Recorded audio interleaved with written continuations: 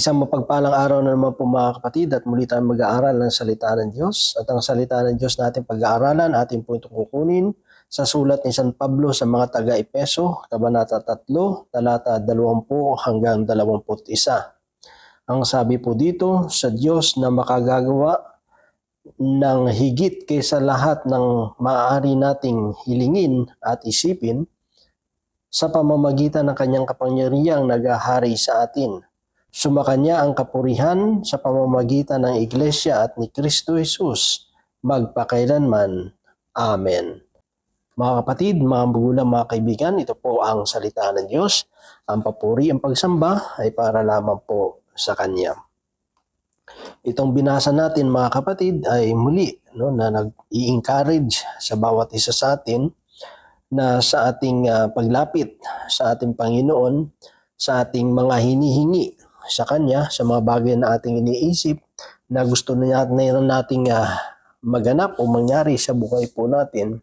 Ang sabi po dito ay ang Diyos ay makakagawa ng higit pa dun sa maaari nating isipin at hilingin sa Kanya. Ibig sabihin, may mga bagay talaga na dumarating sa buhay natin na hindi natin i-expect pero kusang dumarating. Kaya doon natin makikita yung pagtitiwala kapag tayo ay nagpapatuloy na gumagawa ayon sa kalooban ng Diyos at basta trabaho lang tayo, sunod lang tayo sa kanyang kalooban. Diba? Minsan may mga bagay talaga na dumarating sa buhay natin na hindi natin ni-expect pero meron na palang ipine-prepare, meron nang inihahanda ang Diyos sa bawat isa sa atin. Diba? Hindi mo tayo karapat-dapat sa mga biyayang ito pero ang Diyos siya yung nakakaalam ng ating pangangailangan. Diba? Talagang dito may kita lang talaga natin na hindi man tayo deserving pero ibinibigay ng Diyos. Kaya may kita natin yung dakilang pag-ibig ng Diyos, may kita natin yung pamamaraan ng Panginoon, yung kung paano niya sinusurpresa yung bawat naglilingkod at nagtitiwala sa Kanya. Kaya tingnan mo, yung mga taong namumuhay ng patas, yung nagtatrabaho na may katapatan at nagpapatuloy lang sa pang-araw-araw nilang pamumuhay, may kita natin na kahit yung mga taong simple lang diba? Ang hirap-hirap ng buhay, ang hirap ng mga pinagdaraanan nila.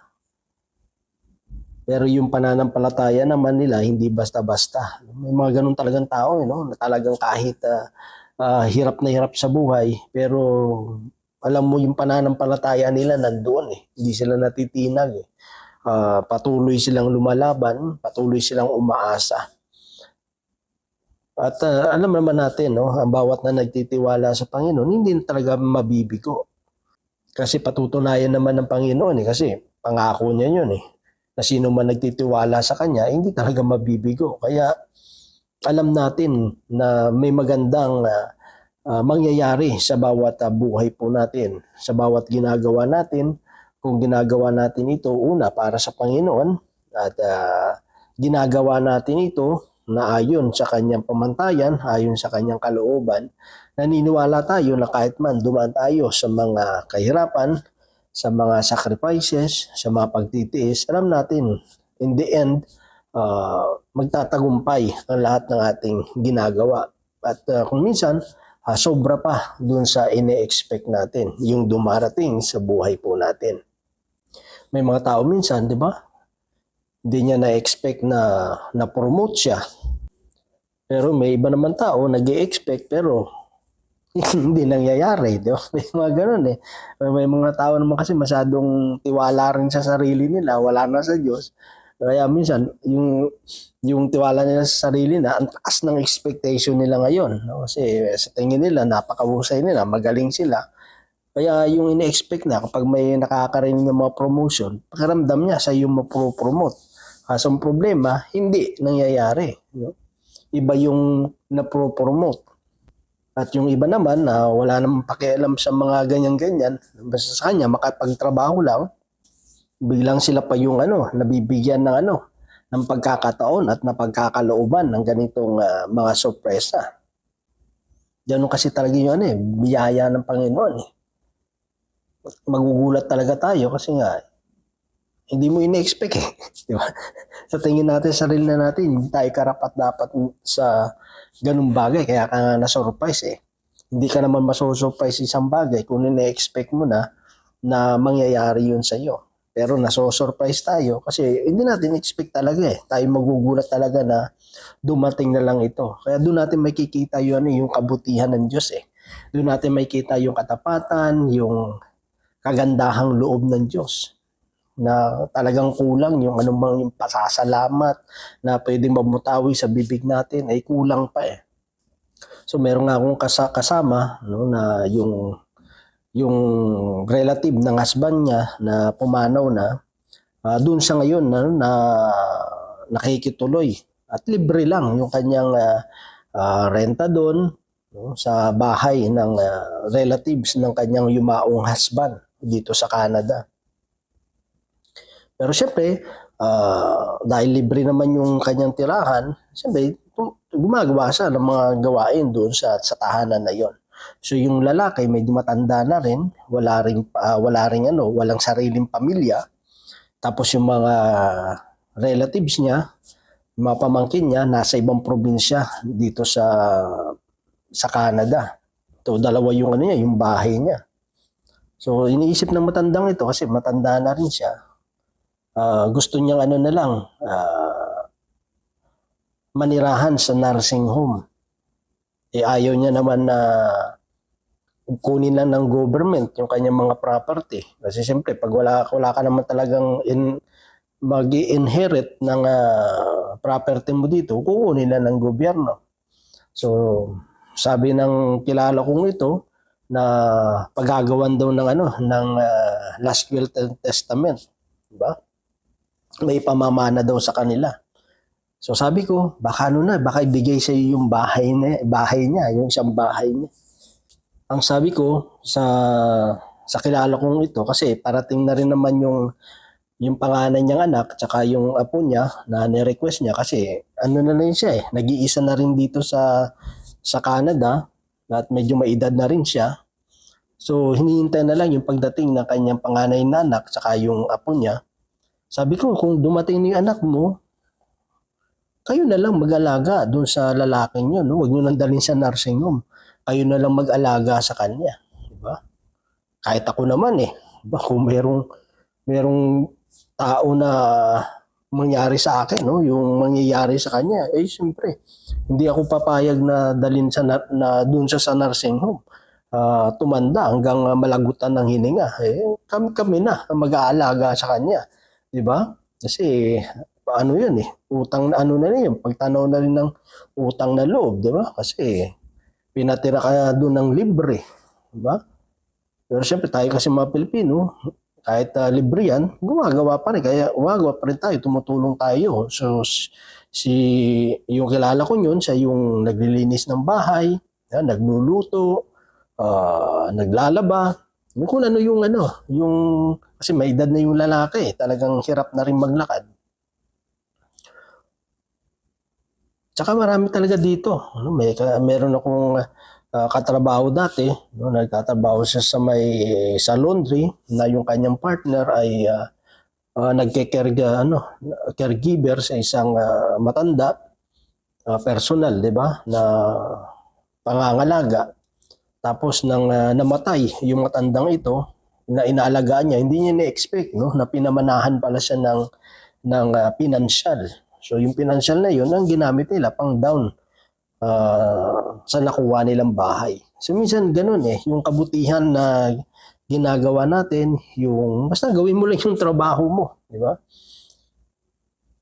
Magugulat ka na lang na dahil yung ginagawa natin, yung tungkulin natin, yung trabaho natin na may pag-ibig, siyempre. Nandun yung concern din, no? Hindi yung parang trabaho lang talaga. Kailangan nandun din yung puso natin. So, siyempre, naramdaman ng matandang yun yung care na ibinibigay niya, diba? Na parang pamilya yung turing sa kanya. Yung pag-aalaga sa kanya ay parang nanay ang dating, no? Nararamdaman ng matandang to na parang anak niya yung nag-aalaga sa kanya. Kasi dito sa Canada, kahit anak mo, masyadong busy rin ng mga tao dito. Kaya minsan, talagang yung mga magulang nila, dinadala na lang sa mga nursing home. Kasi kahit sila mismo, kailangan kasi nilang magtrabaho, yung mga anak nila. May mga bills na dapat babayaran. Kaya walang mag-aalaga sa mga magulang nila. Kaya dinadala sa nursing home. Kaya sabi ko doon sa kilala ko, sabi ko, ganitong gawin nyo na lang. Mas maganda kung kayo na lang mag-alaga. At least kahit yung mga kamag-anak nila, walang masasabing masama tungkol about sa inyo. Alam mo naman dito sa mundong ito, di ba? Pero siyempre, hindi naman yun ang mahalaga eh. Kung anong sasabihin ng tao eh. Ang mahalaga lang dyan is marunong tayong tumanaw ng utang na loob, marunong tayong magbalik ng kabutihan.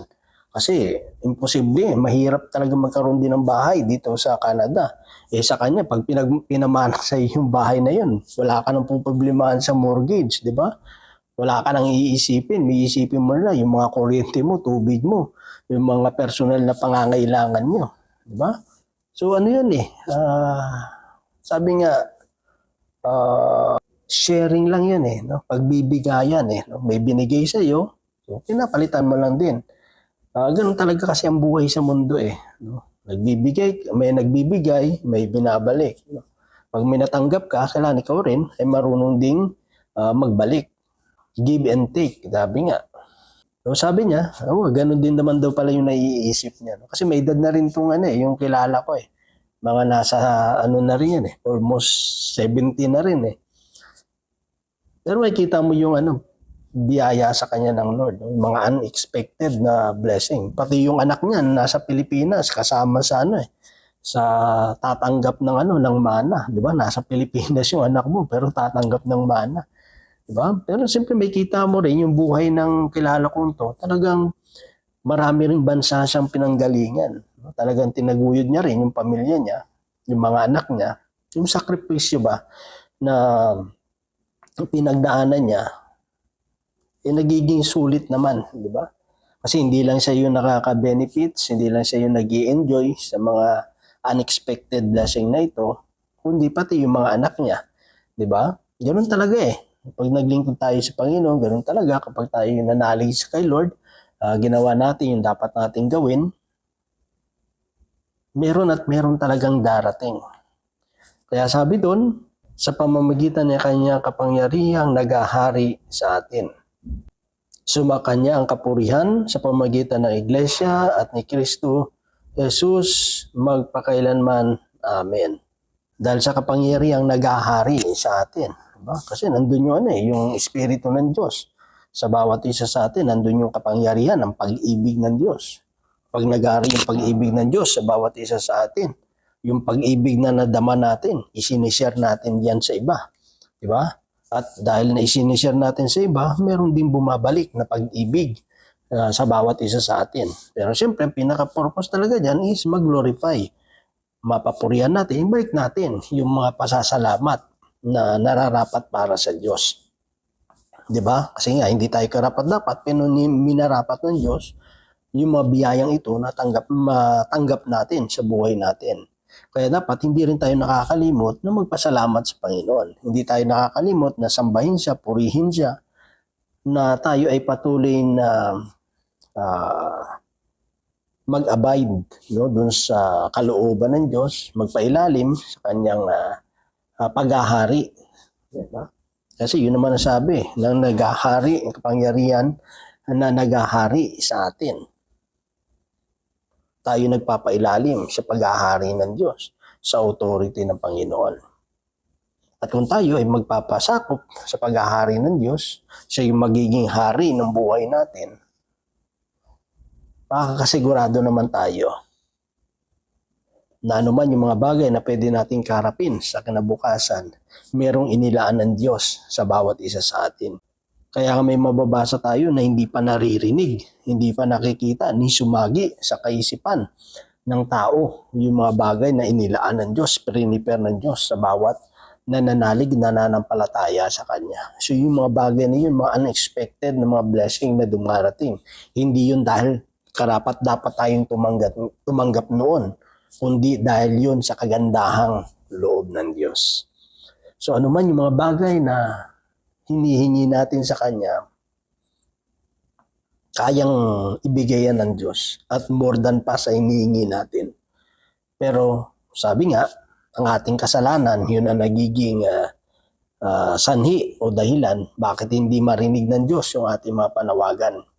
Kaya tayo dapat bilang mga mananampalataya ng Panginoon, huwag tayong mamumuhay sa kasalanan. Kasi kung hayaan natin ang kasalanan ang maghari sa atin at hindi ang Diyos, walang magandang mangyayari sa buhay natin. Ibig sabihin, kapag pinagpala na tayo, iwasan natin yung magkasala. Lumaki ang ulo natin, diba? Maging bulag tayo sa katotohanan, maging bulag tayo na mga bagay nito ay galing sa Diyos. Diba? Naging mapang-abuso na tayo sa kapwa natin, nagte-take advantage na tayo sa kapwa natin dahil sa mga bagay na natatanggap natin. Minsan minamaliit na natin ang kapwa natin kasi sa tingin natin mas umangat tayo sa kanila. Kung may natanggap ka unexpected na blessing, baka mayroon ka rin matanggap na unexpected. Mga unexpected na mga failure sa buhay natin. Diba? Yung mga hindi magagandang mga bagay na dumating sa buhay natin kasi nga bunga yan ng ating kayabangan, kasalanan, at mga gawang hindi kaaya-aya at hindi nararapat sa paningin ng Diyos. So dito mga kapatid, dito lamang po yung gustong iparating ng Panginoon sa bawat isa sa atin na anuman yung mga bagay na hinihingi natin, iniisip natin, tandaan natin na may kakayanan, may kapangyarihan ang Diyos na ito ay pagkaloob sa bawat isa sa atin. Pero wag naman tayong gagawa, wag naman tayong kikilos o gagawin ng mga bagay na ito dahil lang doon. Diba? Hindi rin maganda yon na naglilingkod tayo, sumusunod tayo sa Panginoon dahil lang sa pagpapala. Dahil lang sa himala. Dahil lang sa mga bagay na hinihingi natin sa Panginoon. Kundi dapat ginagawa natin ito dahil mahal natin ang Diyos. At ang Diyos na nakakakita, nakakasaliksik na ating puso, na ating iniisip, ang siyang magpapala sa bawat isa sa atin. So yun lamang mga kapatid, ang tawan Diyos patuloy magpala sa bawat isa sa atin. God bless po sa ating lahat.